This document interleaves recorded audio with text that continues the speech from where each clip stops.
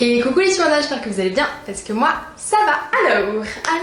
Alors, le Jade de son père ici. Comme vous le savez déjà, j'ai vécu en famille nombreuse pendant près de 20 ans. Là, mes frères et soeurs commencent à partir, du coup, on n'est plus vraiment une famille nombreuse. Donc, comme j'ai vécu en famille nombreuse pendant tout ce temps, je n'ai jamais passé plus de 3 jours toute seule, alone, dans ma maison. Donc là, comment vous dire que j'ai essayé de prendre mon indépendance pour les grandes vacances et que j'ai passé 3 semaines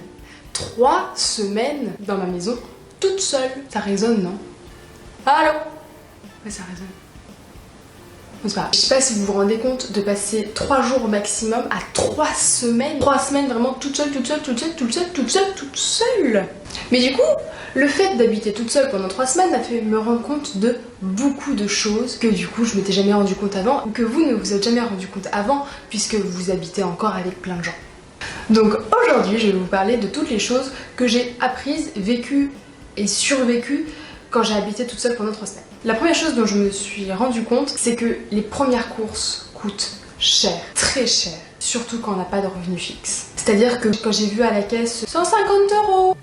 Comment ça, 150 €? Bon, après j'ai vécu presque 3 semaines sur 150 €, donc ça va.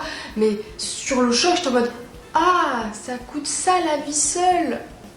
Super, on est vraiment heureux. Ensuite, un truc que tout le monde a vécu en soi, parce que tout le monde a déjà été au moins seul une fois dans sa vie, c'est qu'en théorie, tu as peur dès qu'il y a un bruit, parce que comme tu es seul, chaque autre bruit vient forcément d'un inconnu, de quelqu'un qui a pénétré dans ta maison, ce qui fait carrément flipper. Alors du coup, petite astuce de bandinette, moi j'ai gardé mes cochons d'Inde, mes parents m'avaient proposé de les prendre et tout, et j'ai fait non, je les garde, parce que comme ça, s'il y a un bruit, c'est que ça vient d'eux. Donc ayez un animal de compagnie. Et ensuite, bon ça c'est un truc que je faisais déjà chez moi à la base quand je suis toute seule, donc c'est-à-dire pas très souvent. J'ai toujours une série, voire YouTube allumée en permanence. C'est-à-dire comme ça, je n'entends pas les bruits. Puis s'il y a quelqu'un qui rentre chez moi, je ne l'entends pas et je m'en fous totalement. Je lui dis mais qu'est-ce que tu fais là? Il te fait demi-tour et il s'en va. Alors que si j'avais genre un grand silence total, pas de cochon d'Inde, pas de série ni rien, chaque bruit me ferait flipper de ouf, je passerais ma vie dans le lit. Donc le lit est l'endroit le plus sécurisé de la maison, c'est comme ça. Mais un autre désavantage d'être tout seul, c'est que tu fais tout seul. Chez moi, je fais un petit peu des trucs, je fais un peu mon repassage, des fois je fais la vaisselle, je fais la cuisine des fois. Sauf que là, je devais tout faire toute seule, la lessive, la vaisselle, la cuisine, le ménage, tout. Faire les courses. J'avais jamais fait les courses toute seule pendant une aussi longue période de temps. D'habitude, bah ouais, je fais les courses parce que mes frères savent pas faire des courses. Mais ça, c'est une autre histoire. C'est long, c'est relou, c'est long, c'est relou. C'est ce que je viens de dire. Donc voilà, mais bon après on s'y fait hein. Par contre, au moins le fait d'habiter seule, c'est que je suis tranquille. Si pendant ma vaisselle je veux mettre ma série à fond, bah je m'autorise à le faire parce que je ne dérange personne. Donc au final ça revient pas à un plaisir, mais c'est... Hop, la balance se met au milieu. Là c'est vaisselle, là c'est série, et du coup, fiou. Voilà. Du coup, le fait d'habiter seul, c'est vraiment sans contrainte. On vit sa vie comme on veut. Si on veut que ce soit mal rangé, bah c'est mal rangé. Là, je ne veux même pas vous montrer l'état de la chambre parce que j'ai des fringues partout, mais partout. Je ne vois que ça. J'ai un sac qui traîne alors que les sacs normalement c'est là. Toutes mes chaussures sont sorties alors qu'à la base elles étaient toutes rangées dans un coin. C'est le bazar.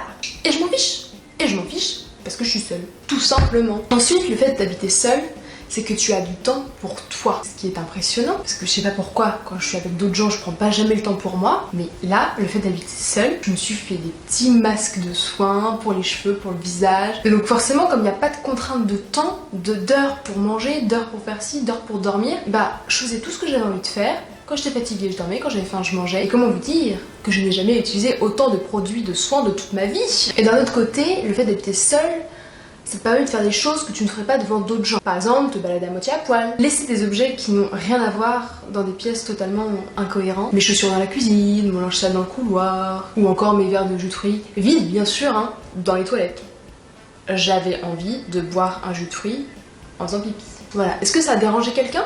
Bah non, parce que j'étais toute seule. Ce qu'il faut savoir, c'est que chez moi, bah, j'ai toujours des écouteurs dans les oreilles parce que je ne veux pas déranger le silence monumental de ma grande maison de famille nombreuse. Et du coup, là, j'ai eu la joie extrême de ne plus avoir d'écouteurs dans les oreilles. Quand je vais devoir recohabiter avec des gens, ça va pas être pareil tout à fait. Et où, comme je dérange plus personne, et bah, je passais ma vie sans écouteurs, ce qui est en soit normal du coup, parce qu'on ne se balade pas toujours avec des écouteurs, on la casse sur les oreilles. Mais voilà. Mais du coup, ça a peut-être plus d'avantage d'être seule qu'être avec des gens. Mais bon, tu te sens aussi quand même très seule. Solitude. Heureusement que j'allais au taf et que je voyais du monde toute la journée, sinon je serais partie dans une vraie déprime de solitude. Heureusement que les petits cochons nains étaient là pour me tenir compagnie, sinon je ne sais pas comment j'aurais survécu. Parce que ce qu'il faut savoir, c'est pas dans mon texte, j'avais une peur extrême d'habiter seule. J'ai peur de la solitude. Là par exemple, je n'aurais pas travaillé et j'aurais vraiment habité seule pendant 3 semaines, je n'aurais pas survécu. Je m'aurais retrouvée morte écrasée dans le chemin où personne s'arrête au stop. Là je voyais du monde quasiment 8 heures par jour, ça va. Donc voilà, toutes les choses que j'ai apprises en étant seule. Il y a quand même plus d'avantages que d'inconvénients, donc c'est pas plus mal en soi. Je renouvellerai peut-être l'expérience pour un épisode numéro 2. Sur ce, je vous fais plein de gros bisous. Si vous aussi vous avez habité seul pendant ces grandes vacances, n'hésitez pas à me le dire en commentaire. Si vous habitez seul en termes général, mettez-le moi en commentaire aussi. Je serai ravie de savoir toute votre vie. Ah, ça me gratte l'œil. Ça me gratte l'œil dans chaque vidéo, j'ai l'impression. Si la vidéo vous a plu, n'hésitez pas à mettre un pouce en l'air. Si ma chaîne vous plaît en général, n'hésitez pas à vous abonner. Si vous aussi vous vous êtes rendu compte de toutes ces choses en habitant seul, n'hésitez pas à me le mettre en commentaire. Bisous les petits pandas, bye bye.